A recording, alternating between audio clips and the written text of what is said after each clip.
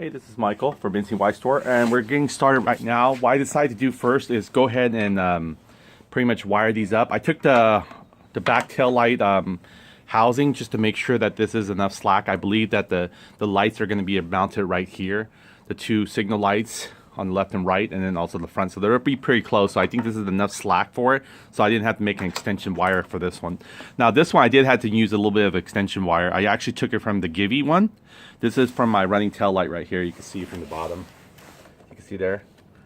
I was able to put a little, what's called that, silicone to actually harden it so the wires will stay intact. So put a little silicone here on the edges too, because they don't really do a good job. And the thing about these wires here, they're really cheap. They're like only 2 strands of copper in there. So the GY one, you can see how much better of a quality it is. This is from the GY one right here. You can see the GY ones. I haven't spliced it yet though, but this is the one that's spliced from the GY one. You can see there's quite a bit of strands. Even though they're not copper, they're still a nice contact. So this is it. I got it from Add More Lights right there. So that's it, $75 for a harness that hopefully we can troubleshoot and get working. That doesn't even include the LED. The LED alone is about $149, or I think that's the best price, or $169. I can't remember with shipping. So it's very expensive just for a lighting kit for a GY case. Again, it's aftermarket. GY doesn't make their LEDs, so Add More Lights makes it for them. So what we're doing now is actually going from the main. If you look at here, I'm going to loop it all the way from the bottom. What I did was I'm going to show you guys how to actually proper solder. I didn't realize you have to make sure that it gets heated first before you apply solder on top, and just let the solder sits right here. So we're going to do that right now. But if you can look at it, they're not that hard. If you ever need to, take a picture of where your wire is configured right now when it's working, and that way you can go back and look at the picture if you don't have time to label each one, especially if there's not that many, maybe about less than 2 dozens of them. You can just take a snapshot, and if they're different colors, that should be pretty easy to remember, unless you mix it differently. But this is going for your left side blinker. And if you look at it, this one's shorter, so it's going to be the right side blinker, right close next to the harness. And then this one's for your tail light, which is a little bit longer. And so that's enough right there, enough slack. I put it in here. If you look at it, they're all color code. I joined the 3 ground wires into one, and we're going to actually take this loop back off. I was going to create a loop and have it feed from the top. I'm thinking, why not take all the original color coded wire from the harness, go underneath, and then any extras like the GY.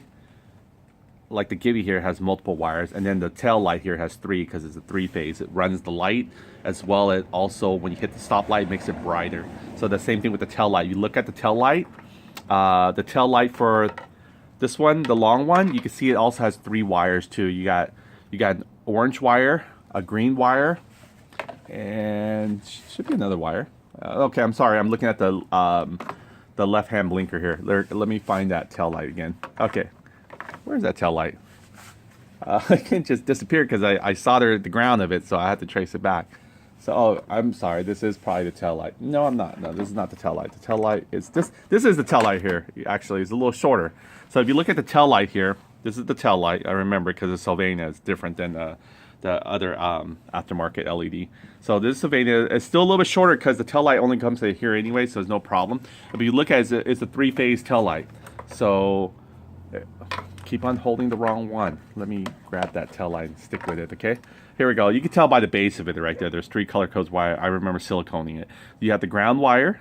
You have your positive 25 volts coming in, and then you have a little bit of like your pulse wire here that triggers either brighter for when you hit the brake leveler, or just running brake lights right there, or just a running tail light.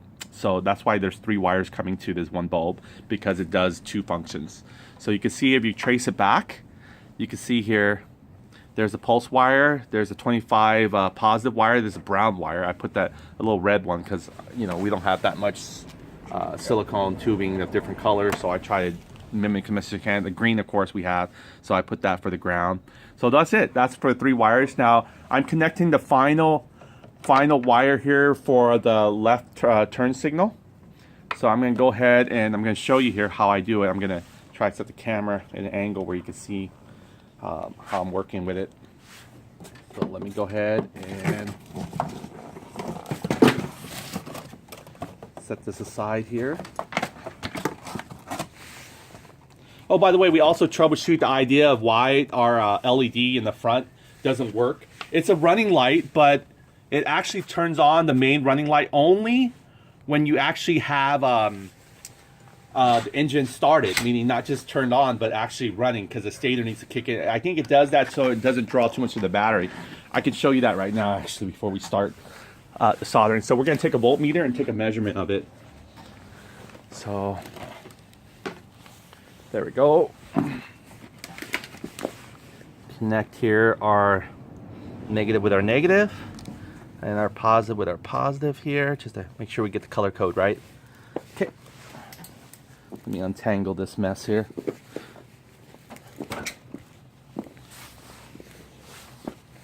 Still tangled, huh? Yeah. It's like a fishing line. So I hate dealing with these wires. I like the new code because it's actually a very solid wire. Just grips it from one thing. You can always get a probe with a alligator clip built into it too, by the way, but I kind of like it this way too, because sometimes you actually need the probe to be able to get through the harness, some of the harness area there. So let's go and take a reading on that. And just remember, everywhere you have is ground, so I'm going to hook up to the positive here. Okay, I think it's a good grip here. Okay, turn on to voltage. All right, there's our voltage here. And if you look at, let's see if I just touch ground anywhere. Okay. Okay, so maybe we have to start to turn on the ignition. Just turning it on, right? Okay, if you look at it when I turn it on right away, you can see that these two lights are actually the running lights. But the main running light will come on too, because again, it's a three wire, so it's two phase. See, we got 1, 2, 3. A lot of harness only have 2 wires. That means they'll only run as a low beam, which is your running light only. But this should function as a low beam and also a high beam. Now, I realized that why it didn't actually light up the LED on the other side, even though I got the correct, low beam and then high beam setting, and then also my ground here, is because my engine hasn't cranked over and started yet. And that's probably the reason why it hasn't really light up. I know it works because when I crisscross the low and high beam together, the LED both light up. So we got the replacement bulb in, and when we put it in, it was the same result. It only light up one side. So it wasn't the LED, nor it wasn't the wire harness. It was the fact that we don't have our engine fully running yet. When the engine cranks over, the stator kicks in and it starts generating more voltage and helping support the bigger, the running lights. So that's the reason why it's not working. But I want to show you here, when I could toggle the high beam. You can see here, this is the high beam toggle.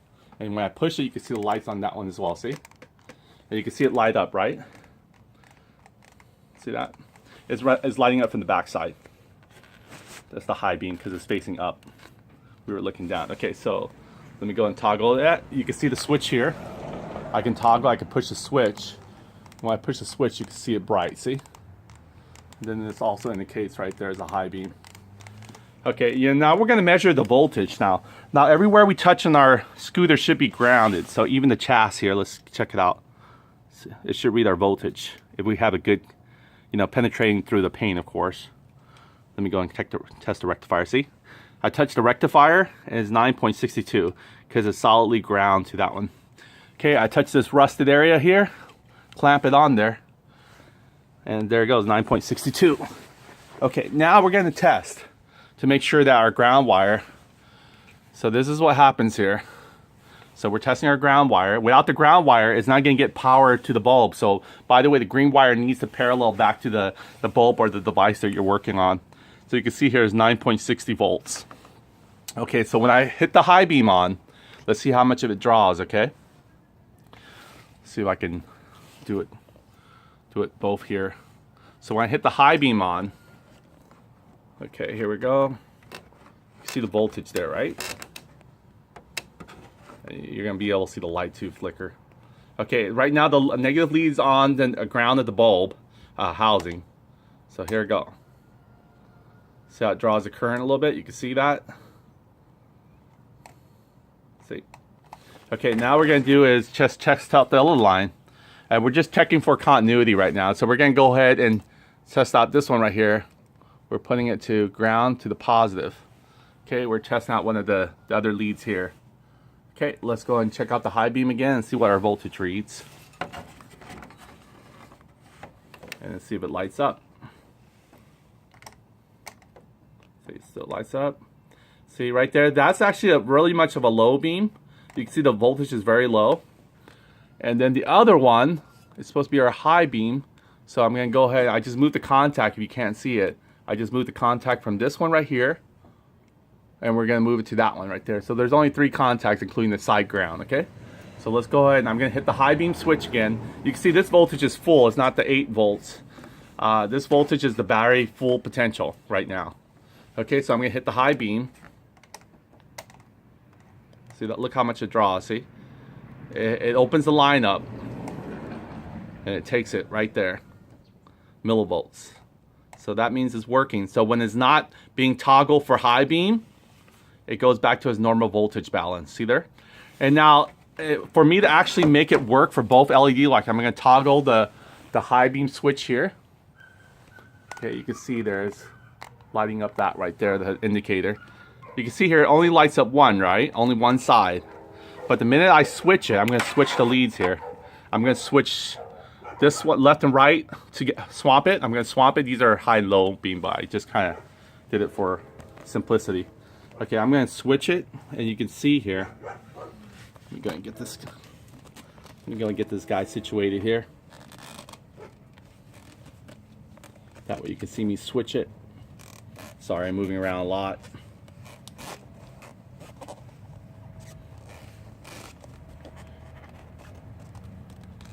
Okay.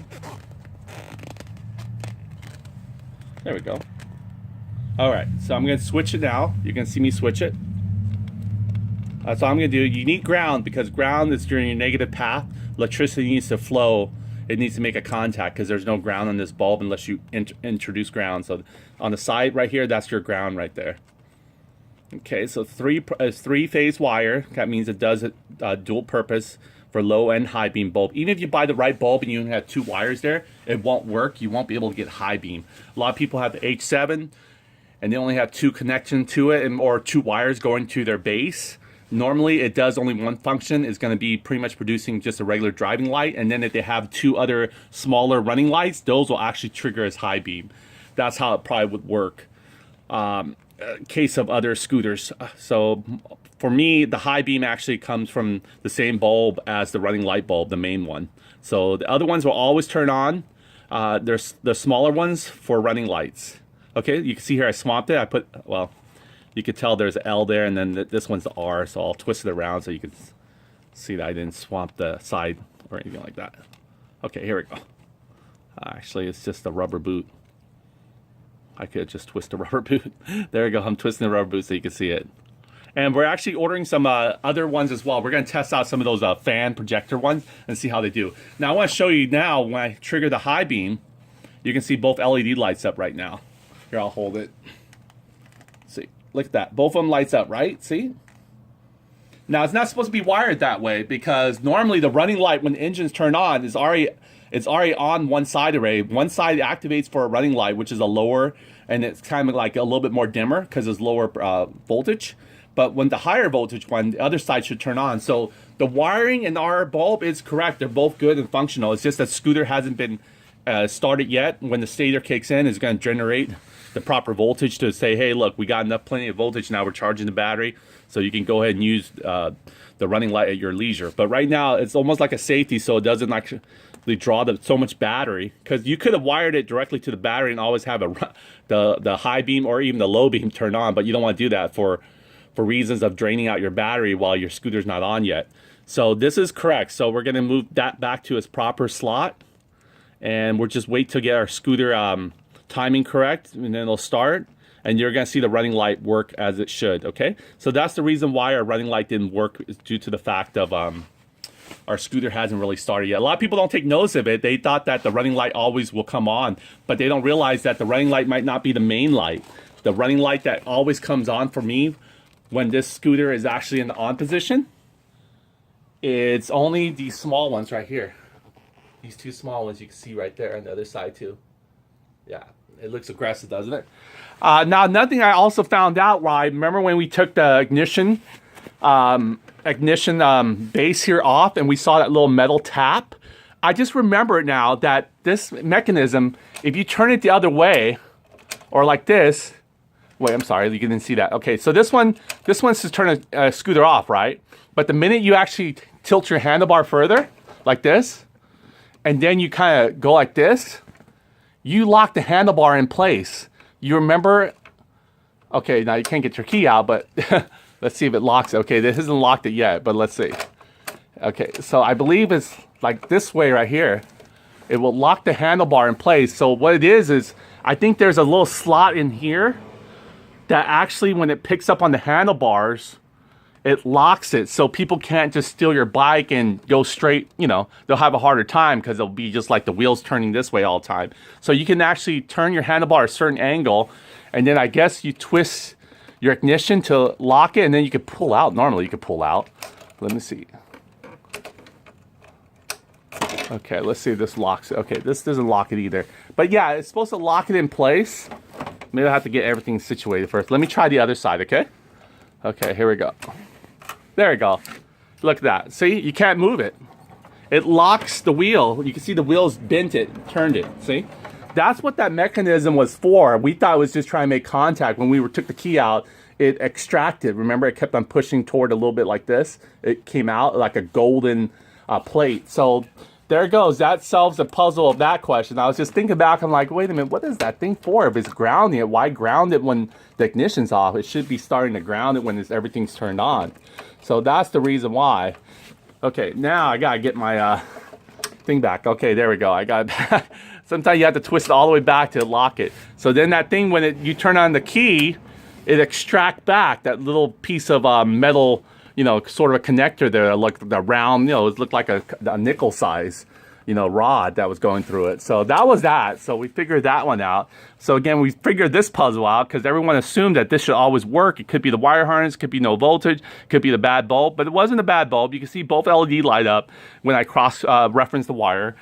And it wasn't the fact that, you know, it didn't work, because it does work, because we don't have our engine started yet. So we saw that it produces the low voltage for the low beam and the high voltage for the high beam. And the wiring harness got voltage to the ground. The ground is good, had continuity because it was able to detect the voltage of the battery. So that was that. Just want to share that with you. So if you ever have trouble and you're installing your bulb for the first time and you don't have your engine cranked over, meaning started, your running light might not come to the same bulb that you're thinking, but it will actually work. Let's say if I turn this one on. Let me get my key back. So this will actually come on when you turn the ignition on. See, those two small bulbs, I believe they're SMD bulbs still, are the ones that are actually going to turn on for you. So those are it. But this one will not turn on until your ignition starts. So it might be the opposite in your scooter, but for generally, even if it's a DC fire, I know a lot of people say DC, your light should come on even when you don't turn your scooter on. True, and you saw that. The running lights did turn on, but they turn on for the small ones, not the big one. The big one might take a little bit more voltage, because that's why it's being conservative. It's saying if your scooter's not starting, you know, we just can't have you just turn all your lights on. You know what I mean? You're going to drain your battery, you're going to be stuck on the road. But if you were to toggle, you can still toggle for emergency your high beam switch here, which will trigger it. See, it is on the bottom here. So I wired it correctly back so it's not, you know, reversed again where both of these will light up for no reason. Because as soon as your engines turn on, this will light up. This other side will light up by itself by default when your engine actually is turned on, means starting. Okay, so that was that. Now I'm going to go ahead and put it back in this wire harness, because it took us another bulb to figure that out. And so we're going to go ahead and just go and put this back nicely in this slot here. So it's a good bulb. There was nothing wrong with it. There was nothing wrong with our wiring harness. We just forgot that the engine needed to start first in order for the running light to come on. So let me go and put this one back into its housing here. Again, I folded mine like a taco in order to get it into the back housing. You probably can't see it too well, but from this bar. Okay, so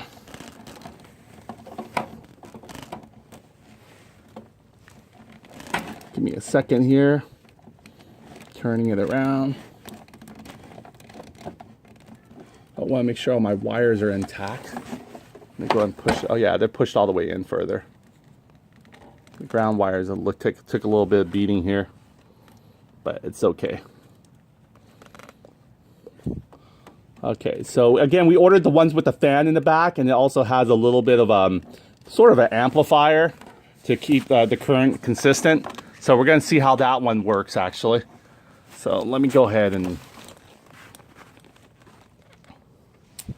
get this in here real quick here. It's not that hard. It's just trying to do it at an angle and making sure you guys can see it. Okay, so now I'm going to twist it in. I'm done. There we go.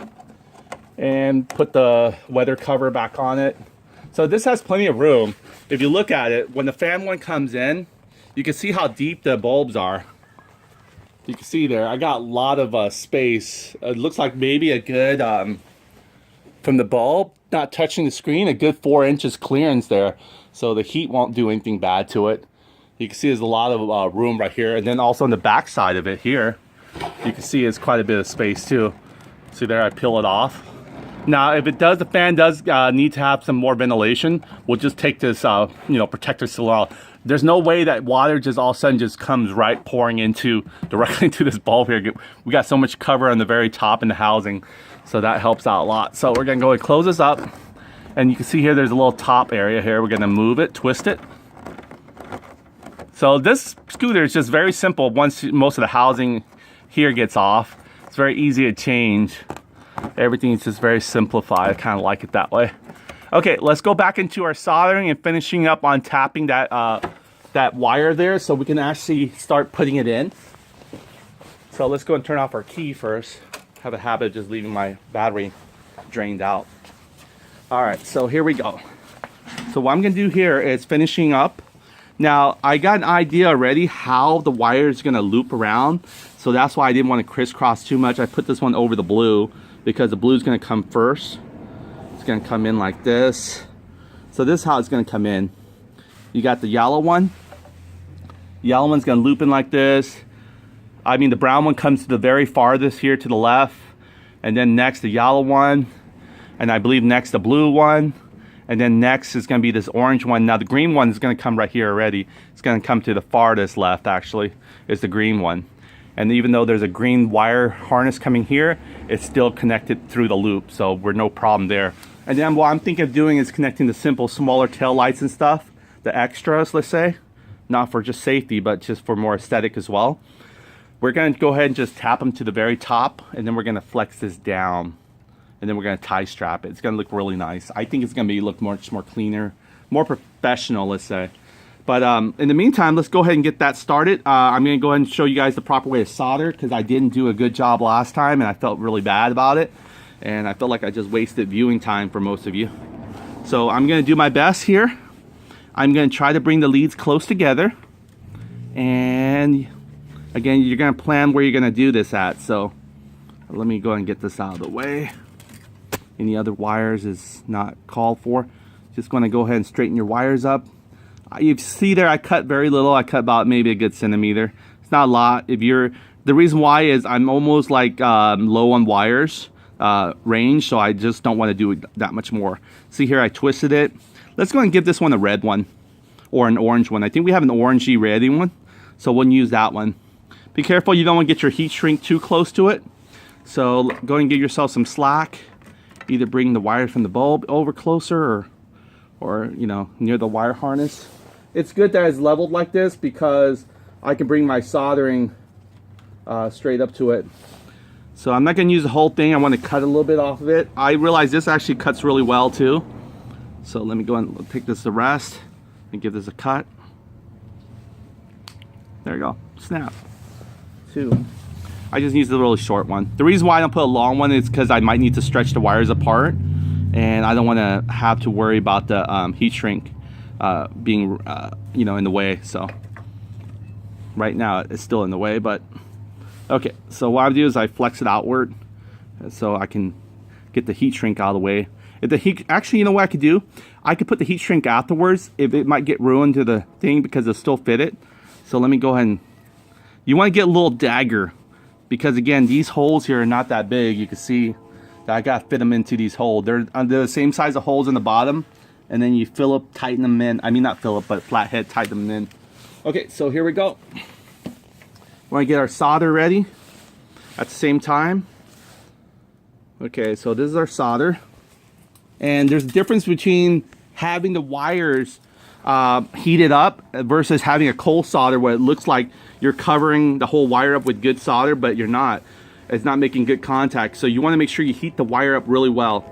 It's so much easier just to have it, like, maybe some people even put it in a vise. If you're going to do the tip one, recommend it you put it in a little vise to clamp it down, and that way you can actually heat it well from the bottom, and then you bring your solder from the top. So it actually, what it is, you're cooking it from the bottom, and then you bring your solder from the top like this. See? So here we go. So I'm bringing my solder here. I'm making sure the wire gets hot first, so it's going to take a little time. It's going to take a lot more time because you guys can't even see it. Here we go.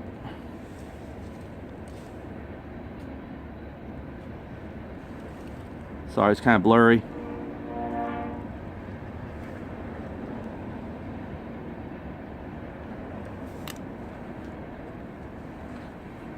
Let me see if I can back out a little bit.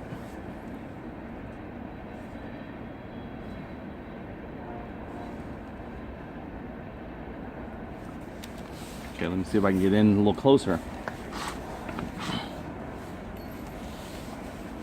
Okay, there we go.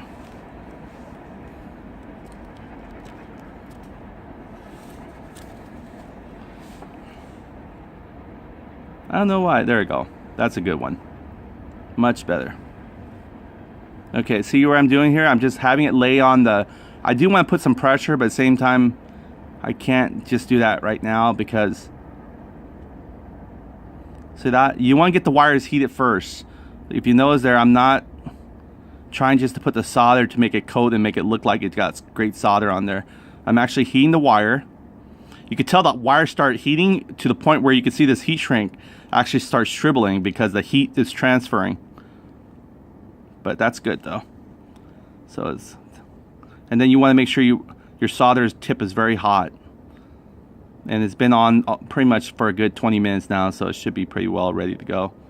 Okay, you look at it, I can always apply solder and start melting it, but I don't want to do that because it's actually not coming from, well, the wire's hot now, so it actually might work. See there? You just want to coat it with solder. You don't want like a glop of solder. See that? That's a nice one right there, see? But you also want to make sure the other side's well too. So you want to go ahead and bring it around. Just keep on caressing it, okay? And that's pretty much how you make a good solder tip. You go from the bottom, because when the bottom is hot, you bet you the top is already, you know, if it's working on top, the bottom one should be flaming hot. See? There we go. I think I kind of went ahead and you can just wick it off some. But I think this is good right there.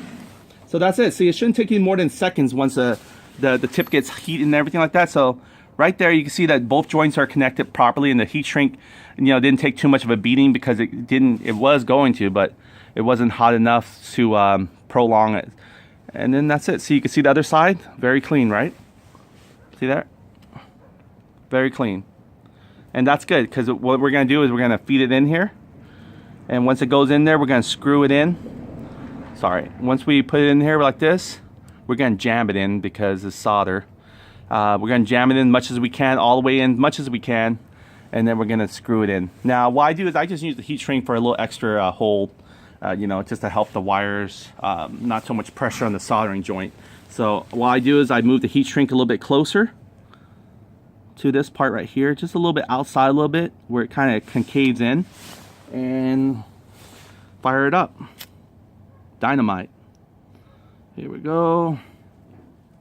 Be careful, don't concentrate your heat in one area or else it'll just burn the heat shrink, and you might also burn your wires, so you just want to move it around. You want to apply a little bit of coolness, give it some time, get some more heat on there. Twist it a little bit. Make sure the heat's evenly dispersed. A heat gun will be better actually because you're not going to burn your wires for sure, but you're going to be able to get proper, just the temperature right, you know? You know, is there? See, it can only shrink so much. It usually shrinks too much, half of the size. So there we go. This is done. So what I'm going to do now is I got all my connection tips ready, and then once we're going to put them all in here, then I'm going to go ahead and start the process of you know, I already know this is going to be going to ground, the black wire, and this is going to be your positive pair. That's very given right there. The same thing with the Gibby one. That's actually not that hard either. 2 wires, but the Gibby one has a little bit more wires because, again, it takes a lot more to do different phases because it's going to be not just a signal light where it just blinks when you turn on the signal, but it's also responsible for actually giving your signal light as well as your brake light too. So that's why there's so much more wires with the Gibby one. So that's about it for right now. I'm going to share that with you, and I'll see you guys afterwards when I'm finished wiring everything. And then the next step we'll do is we'll start taking our engine down and taking off the shocks and really troubleshoot the timing so we can get the scooter up and running and then put our housing back on. That's it. Michael from NCY Store. Looking forward to seeing you guys in the next video.